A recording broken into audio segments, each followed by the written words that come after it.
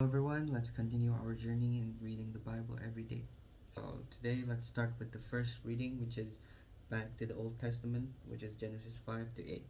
This is basically recapping the story of Noah.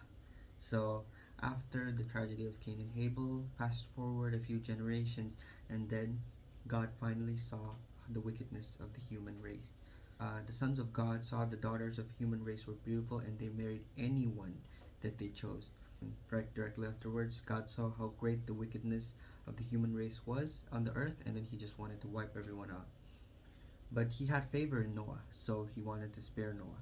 He said to Noah that He will establish His covenant with you, and this is how the famous story happened where Noah built an ark. God told Noah to build an ark, and then the animals followed through. So, this is the story of Noah.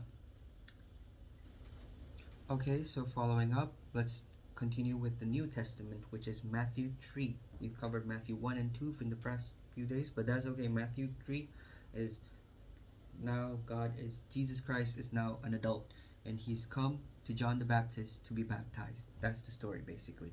So, who's John the Baptist? He's just this, like a guy who was born on the, uh, who was, when Jesus was in the womb, he was also in another woman's womb, and then basically it's like Jesus' brother from another mother.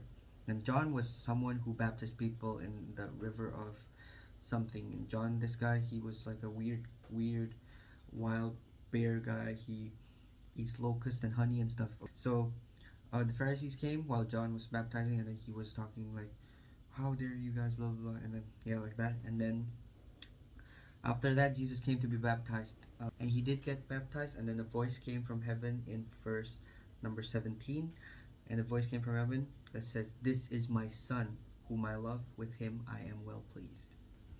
It's okay. So next follow up is Psalms 3, 1 to 8. Here, basically it talks about how God will deliver us. People might say that your God won't deliver you, but God, the Lord, is comes for deliverance in verse number 8. May your blessings be on your people. Okay, that's good. So the final reading is from Proverbs 1, 10 to 19, which basically is meaning that we should not follow the ways of the world of this earth. We should not give in to the people of sin. God bless.